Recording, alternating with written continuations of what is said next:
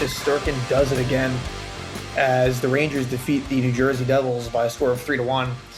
He is masterful. This is a game that the Rangers could have easily lost. Gallant was pretty critical of the team after the game. I didn't think the Rangers played as poorly as he thought they did. The first period, there was tons of chances back and forth. Second period, it kind of settled down a bit. But, there's no doubt that Igor, is legitimately an MVP candidate. When I brought this up, a few weeks ago, I knew that would probably be something that would be thought more in the minority. Now you're really seeing it come into full force. Igor, just the saves he makes too are just incredible. I mean, there was one early, I believe it was on Chytil, where he makes the initial save and the rebound save was just spectacular. So, the Rangers, they take care of business home against New Jersey, a team that they're better than, but a team that, like I said last episode, they've won some games lately. They've done some pretty good things. So the Rangers now will head for a 4-game Western Conference trip.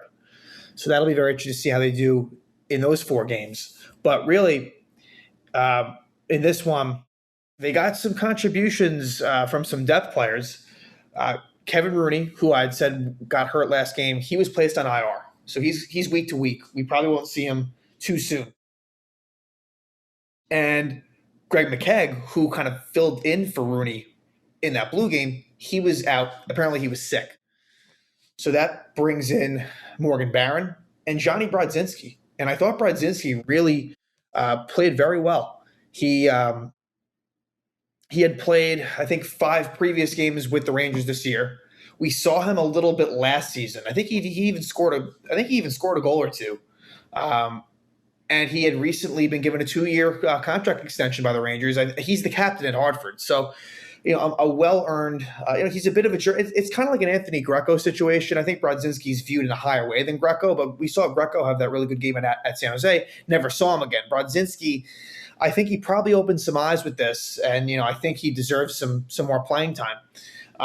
But the Rangers, it was kind of a back and forth first period as the Devils go on a power play. Artemi Panarin takes a cross-checking penalty, questionable call at 7:43, and then the Rangers kill it off. The Rangers penalty kill did a really good job.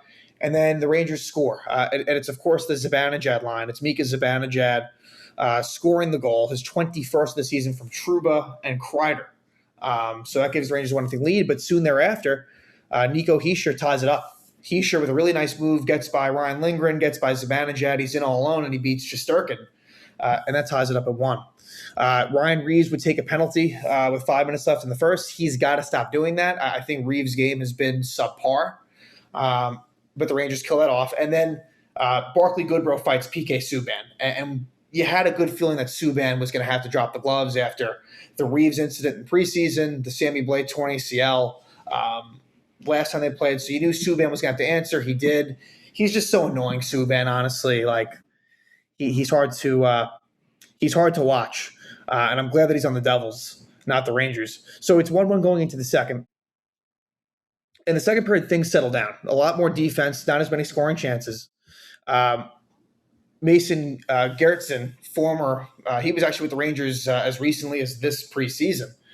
He takes a cross-checking penalty as he cross-checked Jacob Trouba. And the Rangers don't score in the power play. It wasn't a very good-looking power play. But then, at 8:57, it's a goal by Philip Chytil, who beats Nico Daws. And that's probably one that Dawes might want to have back, but still a pretty good shot by Chytil. Good assist by Lindgren. And there's your depth scoring. There's that bottom 6 scoring, and Chytil would be one to provide it. So that's 2-1. And the Rangers take that 2-1 lead going into the third. And in the third, you get a ridiculous – just Ryan Strome with a slashing penalty. He is so frustrating. Even though he scored the last 2 games, he's just someone who I really don't want on this team moving forward. Strome takes the slashing penalty. The Rangers kill it off. But then to make matters worse, he has a glorious scoring opportunity to make it 3-1, and he wide open net. Doesn't get the job done. So it stays at 2-1. Then at 8:27, Patrick Nemeth and former Ranger Jimmy Vesey, both are called for slashing. And so there's some 4-on-4 play. No one scores out of that. And then it is the 36th goal of the season for Chris Kreider. Kreider, just a goal scoring machine, a beautiful pass by Mika Zibanejad, who is great, and Fox gets the other assist. Zibanejad has just been so good.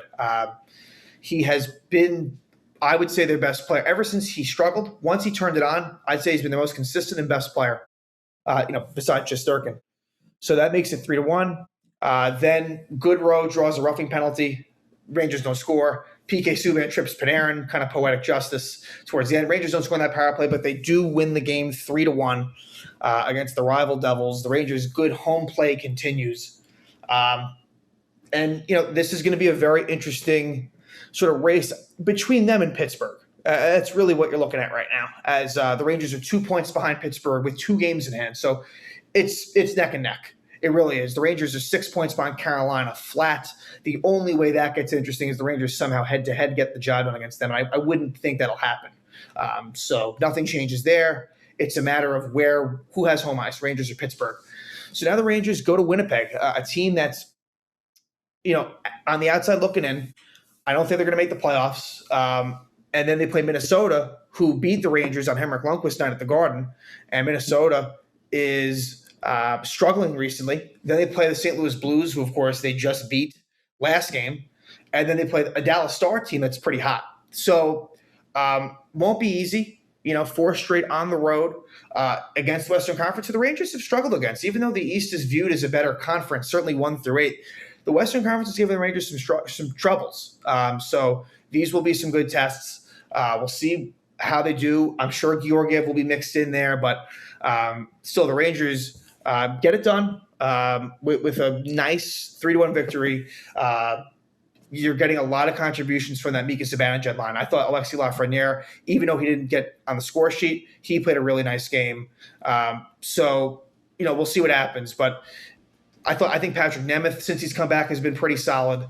And, Miller Trouba has done a good job for the most part. Lindgren Fox has had some ups and downs, but, you got to give them the benefit of the doubt. So really, it's a matter of Chris Drury, for me, improving the forwards. And I think he will do so. And, hopefully by around the trade deadline, Kakko returns and Rooney returns, and we'll see what happens. But, thanks to the potential MVP of the league, Igor Shesterkin, the Rangers beat the Devils at Madison Square Garden by a score of 3-1.